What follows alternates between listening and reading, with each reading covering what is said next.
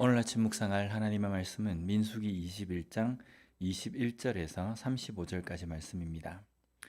이스라엘 백성들이 광야의 길을 걸어갈 때에 아모리의 땅을 가로질러야 할 상황이 되었습니다. 그래서 아모리 왕 시온에게 사신을 보내서 그 땅을 지나갈 수 있도록 요청을 합니다. 그러면서 이렇게 말합니다. 22절 말씀을 보면요. 우리에게 당신의 땅을 지나가게 하소서. 우리가 밭에든지 포도원에든지 들어가지 아니하며 우물물도 마시지 아니하고 당신의 지경에서 다 나가기까지 왕의 큰 길로만 지나가리이다 하나. 여기에 왕의 큰 길이라는 것은요, 어, 그 나라를 가로지르는 대로를 의미합니다. 그런데 아모리와 시온은 이것을 허락하지 않습니다. 아모리 왕 시온은 오히려 23절에 보면요, 시온이 이스라엘이 자기의 영토로 지나감을 용납하지 아니하고 그의 백성을 다 모아 이스라엘을 치러 광야로 나와서 야하스에 이르러 이스라엘을 치므로. 지금 시온이 한 행동은요, 자신의 영토로 들어오지 못하게 할 이유가 아닙니다. 자신의 영토로 이스라엘 백성들을 들어오지 못하게 하기 위한 것이 아니라 이스라엘 백성들을 지금 쳐서 무찌르기 위해서 나온 겁니다. 아직 이스라엘 백성들은 광야에 있었고, 그리고 이 시온은 자신의 백성들을 데리고 이스라엘을 치기 위해서 광야로까지 나온 것이라는 겁니다. 우리는 이 시온의 행동에 대해서 좀 깊이 생각을 해야 합니다. 단순하게 자신들의 영토를 이스라엘 백성들이 지나가는 것을 싫어한 것인지 아니면 다른 이유가 있는지라는 겁니다. 시온은 이스라엘이 지나가는 것이 싫은 것이 아니었습니다. 오히려 이스라엘과 전쟁을 하려고 하는 의도로 지금 나온 겁니다. 그런데 이스라엘이 어떤 나라입니까? 주변의 모든 나라들이 이스라엘과 함께 하시는 하나님을 목격함으로 말미암아 두려워하고 있는 상태입니다.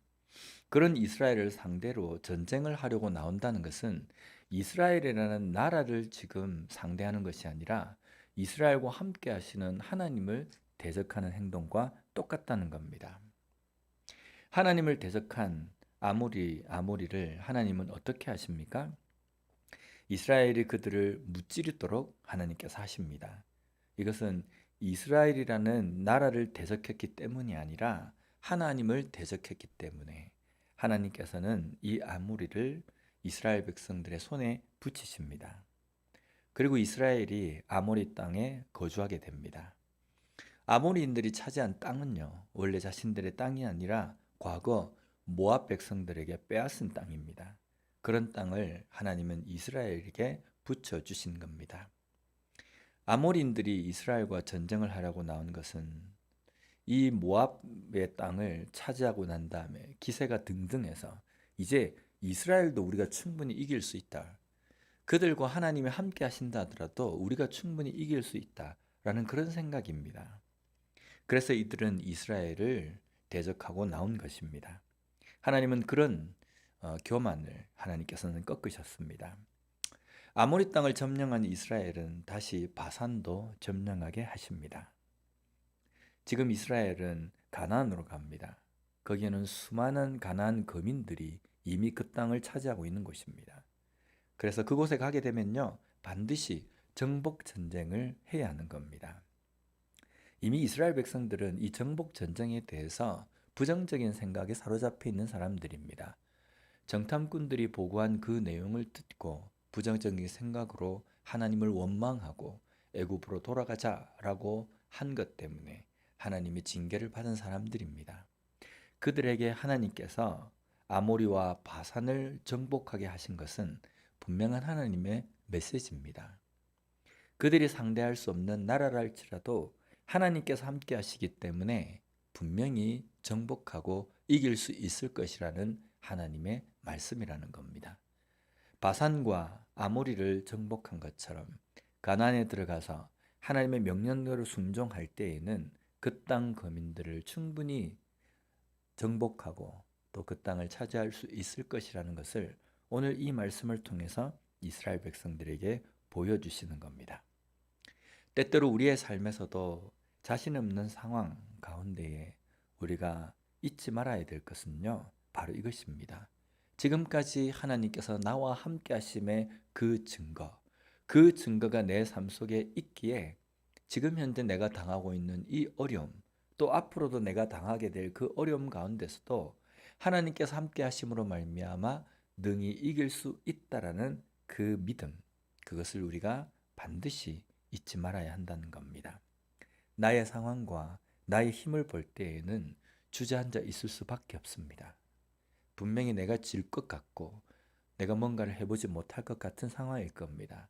그러나 그런 나와 함께 하시는 하나님을 봄으로 말미암아 그 가운데에서 하나님의 가능성들을 우리가 느끼고 그것을 붙잡고 나아가는 우리 모두가 되었으면 좋겠습니다.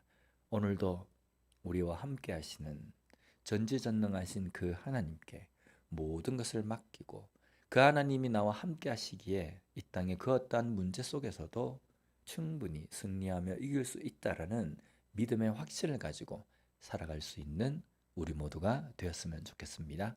기도하겠습니다.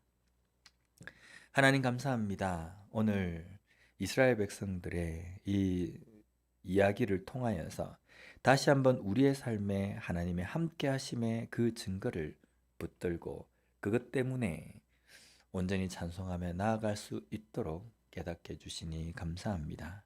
하나님, 때때로 우리의 삶에 보이는 여러 가지 상황들이 내 힘으로는 할 수 없는 상황들입니다.